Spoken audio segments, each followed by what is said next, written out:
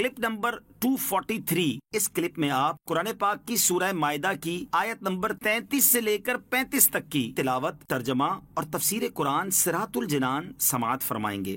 بسم اللہ الرحمن الرحیم۔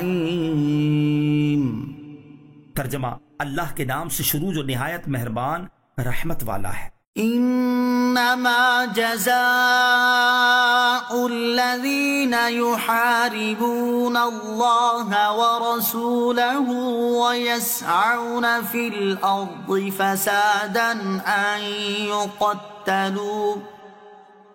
ان يقتلوا أو يصلبوا أو تقطع أيديهم وأرجلهم من خلاف أو ينفوا من الأرض ذلك لهم خزي في الدنيا ولهم في الآخرة عذاب عظيم۔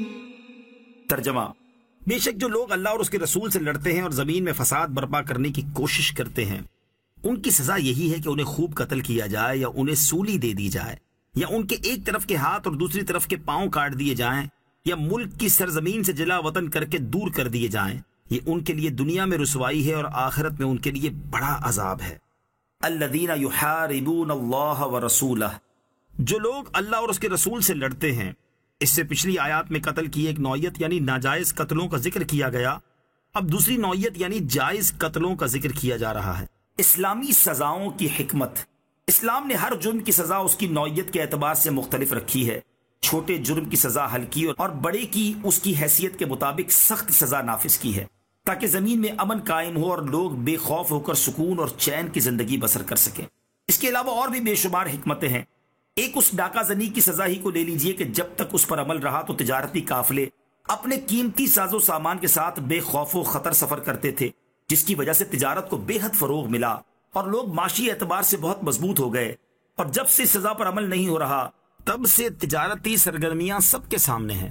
جس ملک میں تجارتی ساز و سامان کی نقل و حمل کی حفاظت کا خاطر خواہ انتظام نہیں، وہاں کی برآمدات اور درآمدات انتہائی کم ہے، جس کی وجہ سے ان کی معیشت پر بہت بڑا اثر پڑتا ہے۔ اب تو حالات اتنے نازک ہو چکے ہیں کہ بینک سے کوئی پیسے لے کر نکلا تو راستے میں لٹ جاتا ہے، کوئی پیدل جا رہا ہے تو اس کی نقدی اور موبائل چھن جاتا ہے، کوئی بس کا مسافر ہے تو وہاں بھی محفوظ نہیں، کوئی اپنی سواری پر ہے تو وہ خود کو زیادہ خطرے میں محسوس کرتا ہے۔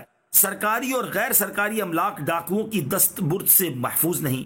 اگر ڈاکہ زنی کی بیان کردہ سزا پر صحیح طریقے سے عمل ہو تو ان سب کا دماغ چند دنوں میں ٹھکانے پر آ جائے گا اور ہر انسان پر امن ماحول میں زندگی بسر کرنا شروع کر دے گا۔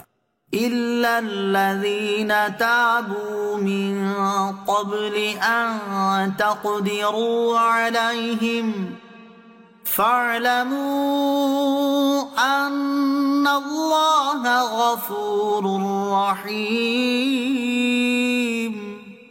ترجمہ: مگر وہ کہ جنہوں نے توبہ کر لی اس سے پہلے کہ تم ان پر قابو پاؤ تو جان لو کہ اللہ بخشنے والا مہربان ہے۔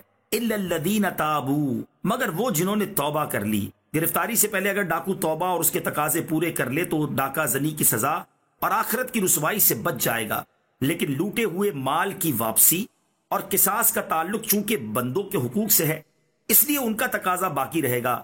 اب اس کے اولیاء چاہیں تو معاف کر دیں، چاہیں تو اس کا تقاضا کر لیں۔ یا ایھا الذین آمنوا اتقوا اللہ وابتغوا الیہ الوسیلۃ وجاہدوا فی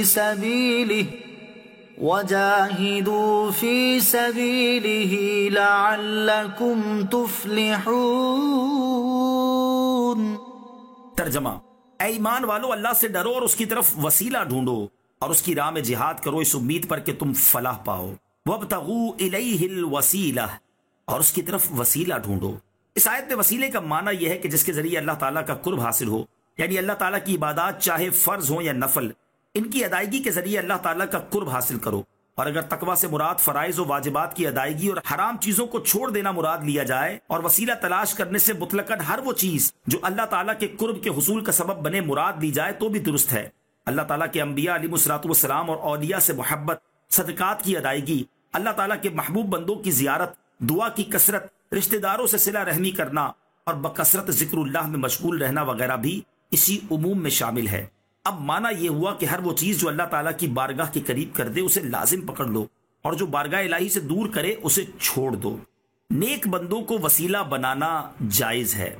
یاد رکھیے، رب تعالیٰ کی بارگاہ میں اس کے نیک بندوں کو وسیلہ بنانا، ان کے وسیلے سے دعائیں کرنا، ان کے توسل سے بارگاہ رب قدیر میں اپنی جائز حاجات کی تکمیل کے لیے التجائیں کرنا نہ صرف جائز بلکہ صحابہ کرام رضی اللہ تعالی عنہم کا طریقہ رہا ہے۔ صحیح بخاری میں حضرت انس رضی اللہ تعالیٰ عنہ سے روایت ہے کہ جب لوگ قحط میں مبتلا ہو جاتے تو حضرت عمر بن خطاب رضی اللہ تعالی عنہ حضرت عباس بن عبد المطلب رضی اللہ تعالیٰ عنہ کے وسیلے سے بارش کی دعا کرتے اور عرض کرتے، اللہم انا کننا نتوسل الیک بنبینا فتسقینا وانا نتوسل الیک بعم نبینا فاسقنا۔